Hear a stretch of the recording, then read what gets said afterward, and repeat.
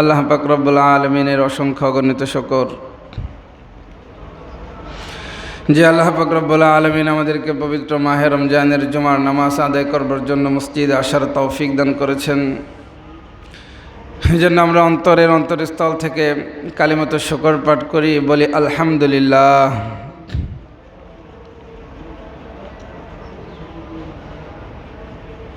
গুরুত্বপূর্ণ মাহে রমজানের বেশি অর্ধেক সময় অতিক্রম করে দ্বিতীয় অর্ধেকে আমরা উপনীত হয়েছি। একটা দিন যাইতেছে আর একটা মূল্যবান সময়, মূল্যবান দিনগুলো আমরা হারায় ফেলতেছি। যে ব্যক্তি, যে বান্দা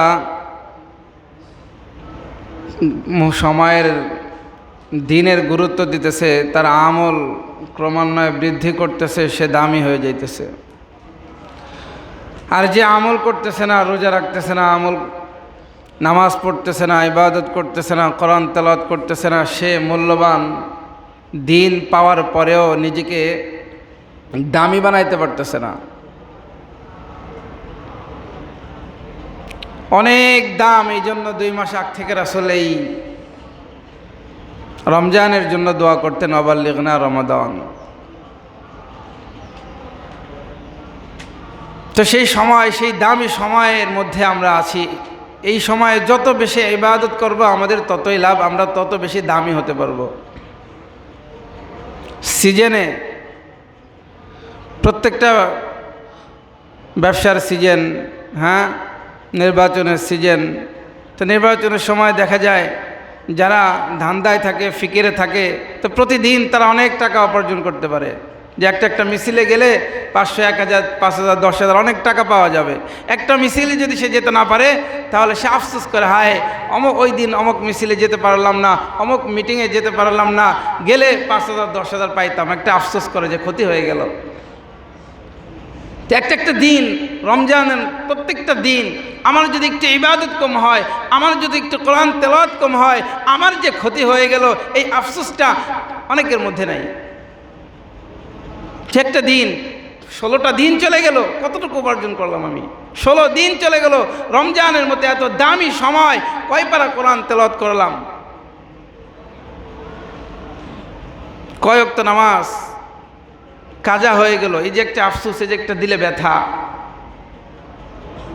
টাকা উপার্জনের ধান্দা থাকলে সে ঠিকই আফসোস করে যে হায় অমুক মিছিল মিটিংয়ে গিয়ে আমি উপার্জন করতে পারলাম না। আর ইবাদতের ধান্দা যাদের থাকে, ইবাদতের ফিকির যাদের থাকে, এক ওয়াক্ত নামাজ ছুটে গেলে আফসোস করে, একদিন তাহাজ্জুদ নামাজ পড়তে না পারলে আফসোস করে। যে সিদ্ধান্ত নেয় যে প্রতিদিন 5 পারা তেলাওয়াত করব, প্রতিদিন 1 পারা তেলাওয়াত করব, কোনো না কোনো কারণে একদিন তেলাওয়াত করতে না পারলে আফসোস করে। এই আফসোসটা আমাদের থাকা দরকার।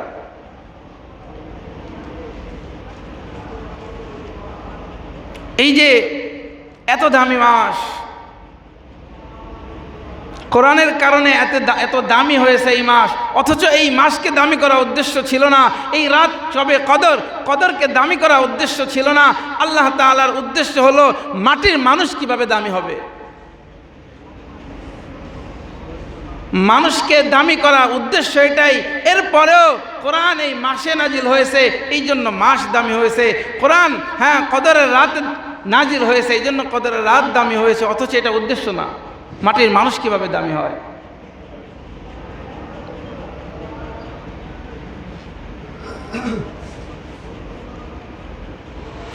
আমাদেরকে দামি মানুষে পরিণত করবার জন্যই আল্লাহ তাআলা কোরআন দিলেন। কোরআন যার সাথে ছোঁয়া লাগবে, কোরআন অনুযায়ী যে চলতে পারবে, সে দামি হয়ে যাবে। পরশ পাথর গল্প শুনতাম না আমরা ছোটবেলায়, যে এই পরশ পাথর যদি কোনো লোহার সাথে ছোঁয়া লাগে, সেই লোহা স্বর্ণে পরিণত হয়ে যায়। পাথরের সাথে, তামার সাথে ছোঁয়া লাগলে এটা স্বর্ণে পরিণত হয়ে যায়। এগুলো তো ছিল শুধু গল্প মাত্র, কাল্পনিক, বাস্তবতা কিছুই নেই। কিন্তু আল্লাহ পাক রব্বুল আলামিন আমাদেরকে এমন একটা পরশ পাথর দিয়েছে, এই পরশ পাথর লোহাকে স্বর্ণে পরিণত করে না, এই পরশ পাথর তামাকে স্বর্ণ পরিণত করে না, এই পরশ পাথর মাটির মানুষকে স্বর্ণে পরিণত করে। সেটা হলো আল্লাযী উনজিলা ফীহিল কোরআন।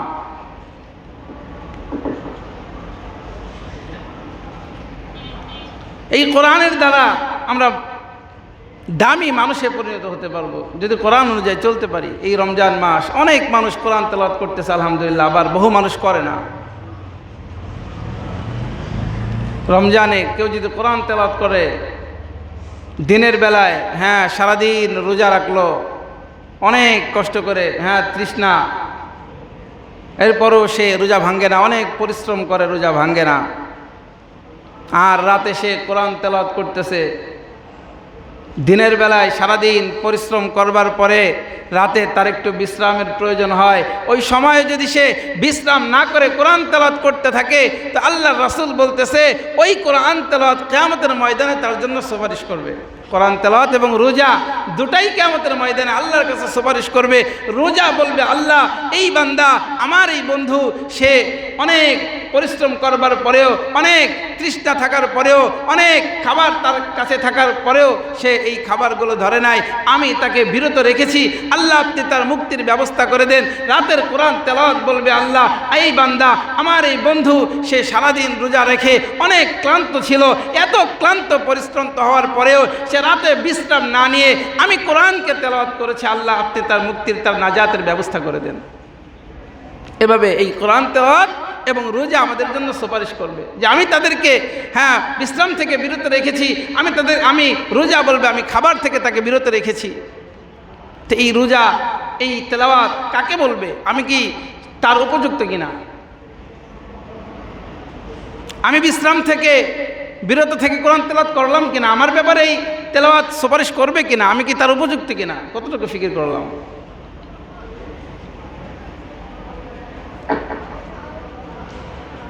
এই দুই শ্রেণীর মানুষের ব্যাপারে কোরআনের এই সুপারিশ, রোজার এই সুপারিশ যেন আমার ব্যাপারেও যেন সুপারিশ করে। এই জন্য প্রতিদিন কোরআনের তেলাওয়াত করা, কোরআনের তেলাওয়াত করতে করতে বান্দা দামি হয়ে যায়। অনেক দামি সময় অতিক্রম করতেছি আমরা। রমজান মাস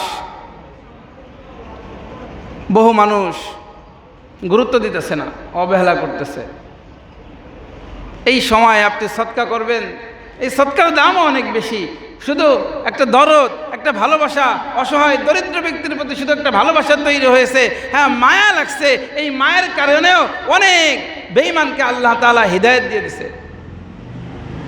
আল্লাহর এক বান্দা রোজা রাখছে, অনেক দরিদ্র, সম্পদের বড় অভাব, নিজেও রোজা রেখেছে, স্ত্রী রোজা রেখেছে, ছেলে সন্তান সবাই রোজা রাখছে। দিন শেষের দিকে যাইতেছে, আসরের পর বাবা হিসেবে তার মাথায় অনেক চিন্তা যে সময় চলে আসতেছে, ইফতারির সময় হয়ে গেছে, ইফতারি তো জোগাড় করতে পারলাম না, ইফতারির জন্য তো কিছু নেই, আমি আমার স্ত্রী এক গ্লাস পানি দিয়ে হলেও আমি ইফতারি করতে পারবো, কিন্তু আমার সন্তান তারা কিভাবে কি দিয়ে ইফতারি করবে আমি যদি তাদেরকে কিছু দিতে না পারি? বাবা হিসেবে আমার দিলে বড় আঘাত লাগে। এই জন্য বাবা সে ছুটছে, বাইরে চলে গেছে যে কিছু ইফতারি কোথাও পাওয়া যায় কিনা। প্রতিবেশী একজন অনেক সম্পদওয়ালা মুসলমান, তো প্রতিবেশী সম্পদওয়ালা ব্যক্তির কাছে গিয়ে বলতেছে যে আমি তো দরিদ্র, আপনি তো জানেন, যেহেতু পাশেই বাস করি, আমরা সবাই রোজা রেখেছি, আমার ছেলে সন্তান ছোট ছোট ছেলে মেয়ে তারাও রোজা রেখেছে, কিন্তু তাদের ইফতারির জন্য আমি তেমন কিছুই জোগাড় করতে পারি নাই।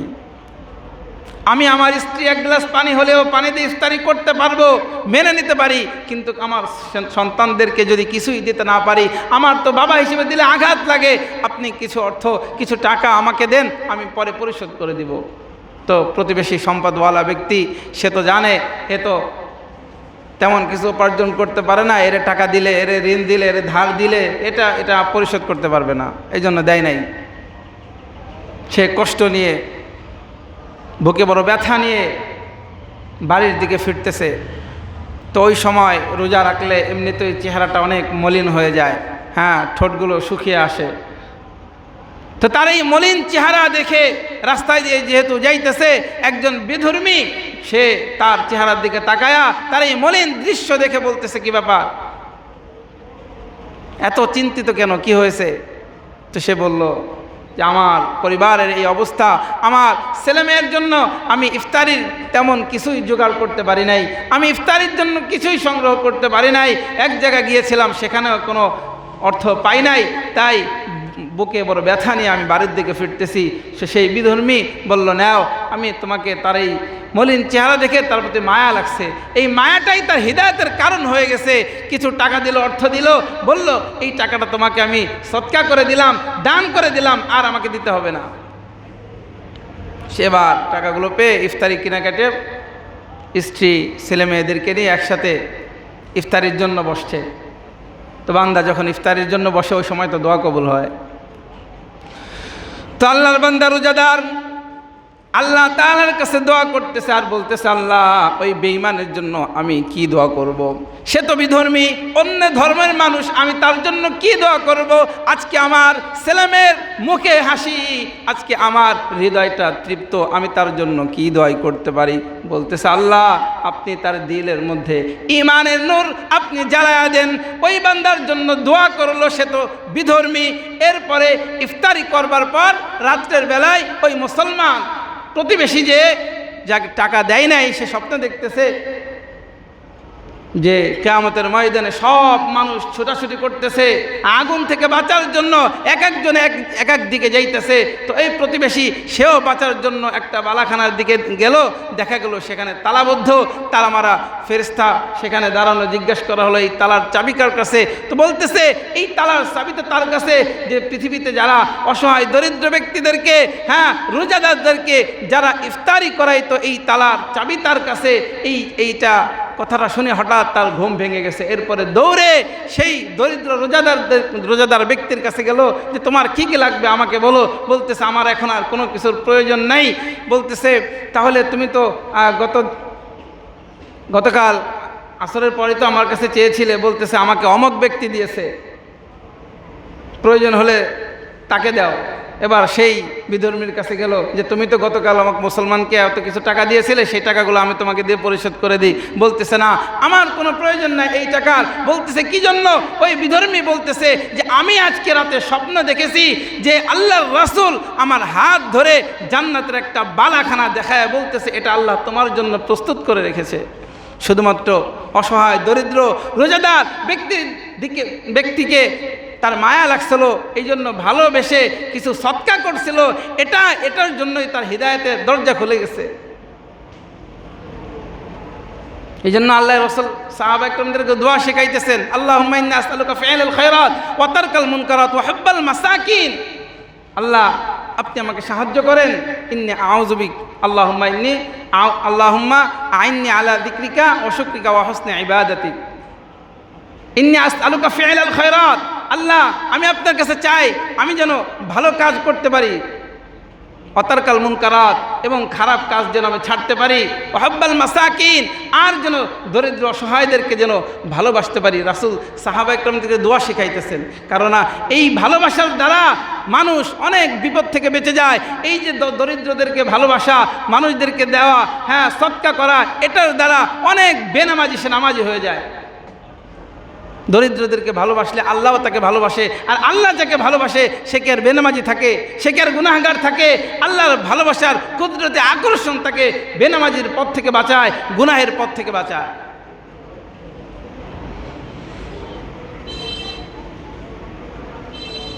এই জন্য সদকা করা, রমজান মাস যত সদকা করবেন, যত দান করবেন ততই লাভ, ততই নিজের লাভ। আল্লাহ তাআলা তো বলতেছে সূরা কাসাসের ৭৭ নম্বর আয়াতের মধ্যে আল্লাহ তাআলা বলেন, ওয়াবতাগি ফীমা আতাকাল্লাহুদ দারাল আখিরা। এটা হযরত মুসা আলাইহিস সালাতু ওয়াস সালাম কারুনকে বলতেছিল, তো এটা আল্লাহ তাআলা কোরআনের মধ্যে উঠায়া দিয়েছেন। মুসা আলাইহিস সালাতু ওয়াস সালাম কারুনকে বলতেছে যে তোমার এত এত সম্পদ। ইতিহাসের একজন নিকৃষ্ট ব্যক্তি কারুন, নামটা শুনলেই সবাই জানে যে অনেক ধন সম্পদওয়ালা ব্যক্তি, অনেক ধনাঢ্যবান, অনেক অনেক সম্পদের অধিকারী। আল্লাহ তাআলা অনেক সম্পদ তাকে দিয়েছিলেন। এই জন্য মুসা আলাইহিস সালাম বলতেছিলেন যে কারুন ওয়াবতাগি ফীমা আতাকাল্লাহু দারুল আখিরাহ, আল্লাহ তাআলা তোমাকে যে সম্পদ দিয়েছে এই সম্পদ দিয়ে তুমি আখিরাত অর্জন করবার চেষ্টা করো। যে সম্পদ আল্লাহ তাআলা দিলেন তোমাকে, এটা দিয়ে তুমি আখিরাতকে অর্জন করবার চেষ্টা করো। ওয়ালা তানসা নাসীবাকা মিনাদ দুনিয়া, এবং দুনিয়া থেকে পরকালে যাওয়ার সময় তুমি তোমার হিস্সা, তুমি তোমার প্রাপ্য নিতে ভুলে যেও না। আমরা অনেক সময় বলি না, বাবা মা সন্তান ঘর থেকে অন্য কোথাও চলে যাবে, তখন আমরা মা সন্তানকে বলে, বাবা চার্জারটাকে নিয়েছো, মোবাইলটাকে নিয়েছো, প্রয়োজনীয় আসবাবটাকে নিয়েছো। হ্যাঁ, মা অনেক খেয়াল রাখে যে সন্তান ভুলে যেন কিছু থুয়ে না যায়। তো আল্লাহ তাআলা আমাদেরকে এই আয়াতের মধ্যে এটাই বুঝাইতেছেন যে ওয়ালা তানসা নাসীবাকা মিনাদ দুনিয়া, দুনিয়া থেকে যাওয়ার সময় তুমি যেন কোনো কিছু ভুলে থুয়ে না যাও, তুমি তোমার প্রাপ্য, তুমি তোমার অংশ, তুমি তোমার হিস্সা যেন থুয়ে না যাও। ওয়ালা তানসা নাসীবাকা মিনাদ দুনিয়া। মুসা আলাইহিস সালাম কারুনকে বলতেছিলেন কোনো কিছু যেন থুয়ে না যাও। আমরা তো সব কিছু নিজের বলে সম্বোধন করতে স্বাচ্ছন্দ্য বোধ করি, যে এটা আমার, এটা আমার, এই বাড়ি আমার, এই জমি আমার, হ্যাঁ এই কলকারখানা আমার, এইগুলো আমার, এই যে আমার আমার বলতে স্বাচ্ছন্দ্য বোধ করি। অথচ আমার কি, রাসূল সাল্লাল্লাহু আলাইহি সাল্লাম বলতেছে তোমরা যেটাকে আমার বলো এটা আসলে তোমার না। আমার কি, যে সম্পদ থেকে আমি ভক্ষণ করলাম, আমি খেলাম, এটা আমার। যেই অর্থ ব্যয় করে আমি পোশাকগুলো পরিধান করলাম, এগুলো যখন পুরাতন হয়ে যায়, ব্যবহারের অনুপযুক্ত হয়ে যায়, এটা আমার। আর যেটা আমি সদকা করে আখিরাতের ব্যাংকে ডিপোজিট করি, ওইটা হলো প্রকৃত আমার। রাসূল বলতেছে শুধুমাত্র এই যেই সদকা তুমি করলা এটাই বান্দা তোমার, আর যা কিছু তুমি আমার আমার বলতেছো এগুলো তোমার না। আখিরাতের ব্যাংকে ডিপোজিট যা করব, এইগুলো সদকা যা করবে এটাই আমার। মানুষের আমাদের চোখের দেখা ভুল হতে পারে, কিন্তু আল্লাহ রাসূল সাল্লাল্লাহু আলাইহি সাল্লামের কোনো একটা কথা ভুল না। তো রাসূল বলতেছে যেগুলো আমার আমার বলতেছে কিচ্ছুই তোমার না। যাদের 40 বছর বয়স, হ্যাঁ এরা আর 40 বছর পর থাকবে, তাহলে এদের যদি অনেক সম্পদ থাকে, কোটি কোটি টাকা থাকে, তাহলে এগুলো তো 40 বছর পর কিচ্ছুই সে কী করতে পারবে না, ভোগ করতে পারবে না। মারা যাওয়ার পরে সব সম্পদ জায়গাটা জায়গায় থাকবে। তার কি, ওই যে জীবিত অবস্থায় যা সৎকা করছিল এটাই তার, এটাই পরকালে তার কাজে লাগবে। এই জন্য রাসূল বলতেছে তো আমার আমার যা কিছু বলো কিছুই তোমার না। ওয়ালা তানসা নাসীবাকা মিনাদ দুনিয়া, দুনিয়া থেকে যাওয়ার সময় ভুলে কিছু রেখে যেও না, নিজের অংশটা নিয়ে যাও। কেউ প্রবাসে অনেক বছর অনেক সম্পদ উপার্জন করলো, অনেক মা বাবা যাওয়ার সময় বলে দেয় যে তোমার যে যোগ্যতা আছে ওয়াবতাগি ফীমা আতাকাল্লাহু দারুল আখিরাহ। মুসা আলাইহিস সালাম কারুনকে বলতেছে যে আল্লাহ যা দেশে এটা দিয়ে তুমি আখিরাত অর্জন করবার চেষ্টা করো। মা বাবা সন্তানকে পাঠায় যে তোমার যে শিক্ষা, তোমার যে যোগ্যতা, এটা দিয়ে তুমি অর্জন করবার চেষ্টা করো। আর এই অর্জনগুলোকে কেউ রেখে চলে আসে, অনেক অনেক কিছু অর্জন করলো, অনেক অর্থ, অনেক টাকা, হ্যাঁ অনেক ডলার সে অর্জন করলো, এগুলোকে কেউ রেখে সেখানে রেখে কি চলে আসে বাংলাদেশে? প্রবাস থেকে অনেক কিছু অর্জন করে রেখে আসে না, নিয়ে আসে। যদি কেউ রেখে আসে সে বোকা। অর্থ দেওয়ার পর, অনেক সম্পদ দেওয়ার পর সবই যদি দুনিয়ায় রেখে যায়, কিছুই যদি আখিরাতে নিয়ে না যায়, এও এরকম বোকা। এর পরের অংশে আল্লাহ তাআলা বলেন আহসিন কামা আহসানাল্লাহ ওয়ালা তাবগিল ফাসাদা ফিল আরদ ইন্নাল্লাহা লা ইউহিব্বুল মুফসিদিন। আল্লাহ তাআলা বলতেছে তুমি মানুষের পর দয়া করো যেইভাবে আল্লাহ তাআলা তোমার উপর দয়া করতেছে। প্রত্যেকটাই মুসা আলাইহিস সালামের কথা, যিনি কারুনকে বলতেছিলেন ওয়ালা তাবগিল ফাসাদা ফিল আরদ, জমিনে ফাসাদ সৃষ্টি করো না, ইন্নাল্লাহা লা ইউহিব্বুল মুফসিদিন। নিশ্চয়ই আল্লাহ তাআলা ফাসাদ সৃষ্টিকারীকে পছন্দ করেন না, ভালোবাসেন না। তাহলে এই আয়াতটা আমাদেরকে কত কিছু ভাবাইলো যে আমরা তো চলে যাব, আমরা তো এইটা অস্থায়ী একটা ঠিকানায় আসি, আমাদেরকে চলে যেতে হবে। তো যাওয়ার সময় কিছু যেন ভুলে আমরা রেখে না যাই, সব যেন নিয়ে যেতে পারি। এটা আল্লাহ তাআলা আমাদেরকে এই আয়াতের মধ্যে ভাবাইতেছেন, বুঝাইতেছেন, শিক্ষা দিচ্ছেন। কিভাবে নেব? সৎকার মাধ্যমে। দানের মাধ্যমে, এটাই আমার সম্পদ, বাকিগুলো আমার কিছু না। এগুলো একটু ফিকির করা, ভাবা। আল্লাহ তাআলা আমাদেরকে এমনি ভাবাইতেছেন। অনেক মাদ্রাসা থেকে আজকে আলহামদুলিল্লাহ আসছে রমজান মাস, 1 টাকা দান করলে 70 গুণ বেশি সওয়াব। তো তাদের ব্যাপারেও যত্নশীল হওয়া, যেহেতু অনেক আশা করে তারা আসে, প্রতি সপ্তাহে আসে, আজকে অনেক মাদ্রাসা থেকে আলহামদুলিল্লাহ আসছে। তো তাদের আমরা যে এই যে এখানে যদি সদকা করি, সেটা কি হবে? আমরা আখিরাতের ব্যাংকে এটা আমরা ডিপোজিট করলাম, এটাই আমার। রাসূল বলতেছে এটাই আমার।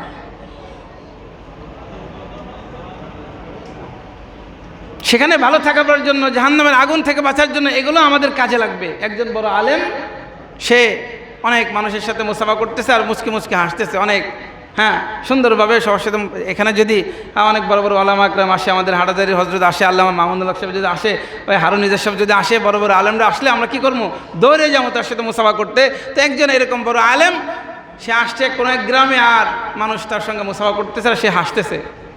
হঠাৎ করে একজন হিন্দু, সে তাকায় দেখলো যে অনেক মানুষ তার সাথে মুসাফা করতেছে, যাই আমিও একটু মুসাফা করে আসি।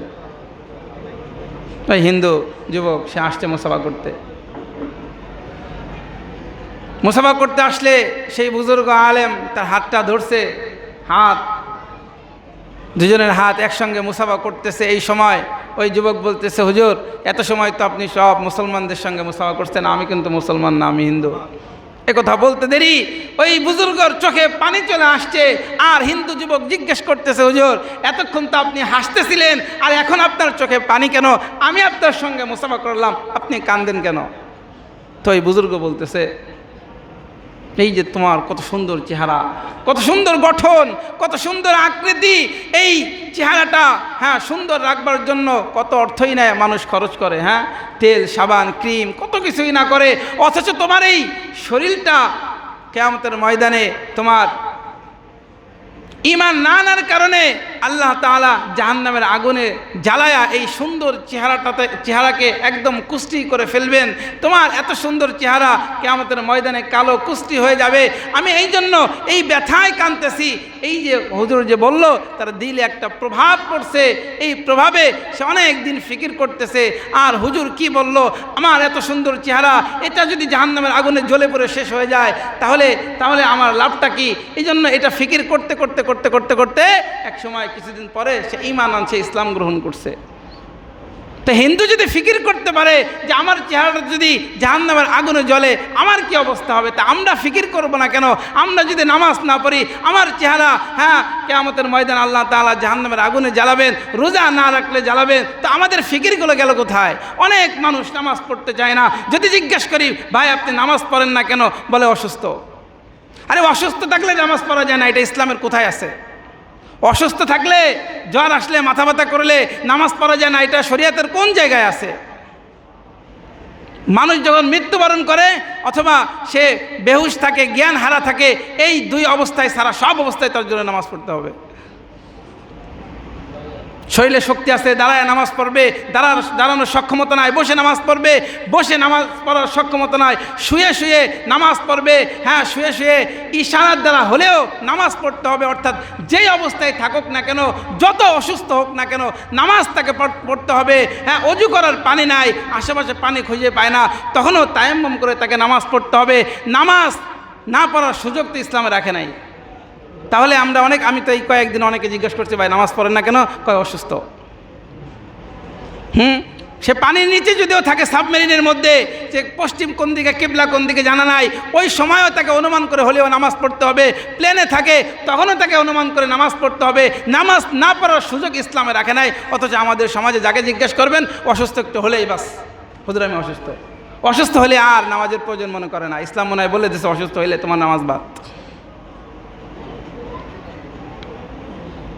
একটা বড় সমস্যা।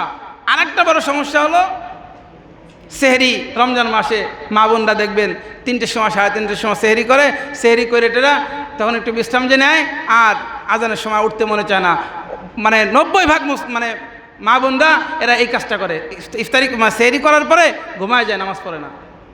অনেক ভাইরাও যারা একটু আগে ইফতারি করে যখন একটু ক্লান্ত আসে, শরীরটা একটু দুর্বল মনে হয়, তখন আর নামাজে আসে না। এই জন্য ইফতারি আমরা যে সেহরিটা করব এটা শেষ দিকে 4:30 দিকে ইফতারি করি, সেহরি করি। তো 4:30 দিকে সেহরি করার পরে আজানের সময় হয়ে যাবে, তখন নামাজে একটা আগ্রহ থাকে। কিন্তু আগে যদিও আমরা আগের 3টে 3:30টার সময় উঠি, তখন আমরা তাহাজ্জুদ নামাজ পড়তে থাকি, কোরআনের তেলাওয়াত করতে থাকি। মা বোনদের আমি গত সপ্তাহে বলছিলাম যে আপনারা একটু দেখেন, মা বোনদের ব্যাপারে একটা ফিকির করেন। এক সপ্তাহ প্রত্যেক দিন যারা নামাজ পড়তে আসতেছেন, বাড়িতে গিয়ে মা বোনদেরকে জিজ্ঞাসা করবেন নামাজ পড়ছো কিনা। আমি গত সপ্তাহে বলেছিলাম, 2 সপ্তাহ আগে। কয়জনে আপনারা বলছেন জানি না। এক সপ্তাহ এরকম ফিকির করেন, বাসায় গিয়ে মেয়ে নামাজ না পড়লে ধমক দেন, স্ত্রী নামাজ না পড়লে ধমক দেন। এভাবে এক সপ্তাহ যদি আপনি একটু চেষ্টা করেন, এক সপ্তাহ পর দেখবেন আপনার পরিবারের মধ্যে পরিবর্তন চলে আসছে। তারাও নামাজ পড়া শুরু করে দিয়েছে। তো নামাজ পড়তে পড়তে আল্লাহ তাআলার রহমত, শান্তি সেই ঘরে বর্ষণ হবে। এভাবে আপনি একটা শান্তির সংসার করতে পারবেন। আর এছাড়া দেখবেন অশান্তি লেগে আছে। নামাজ যদি না থাকে, কোরআন যদি না থাকে, যেই ঘরে কোরআনের তেলাওয়াতের আওয়াজ না থাকে, ওইখানে দেখবেন অশান্তি, অভাব, বিপদ, দুশ্চিন্তা এগুলো থাকবেই। এই সব কিছু দূর করবার জন্য কোরআনের আওয়াজ চালু করেন প্রত্যেকের ঘরে। প্রতিদিন বাসায় গিয়ে জিজ্ঞেস করব মেয়েকে, স্ত্রীকে কতটুকু তেলাওয়াত করছে, নামাজ পড়ছে কি পড়ছে না, না পড়লে ধমক দেব। এক সপ্তাহ একটু এভাবে আমরা এই কাজটা করি। আল্লাহ পাক রব্বুল আলামিন আমাদেরকে বুঝার তৌফিক দান করেন। জি রফিক সাহেব কিছু কথা বলবে, তারপরে আমরা সুন্নাত পড়ব ইনশাআল্লাহ।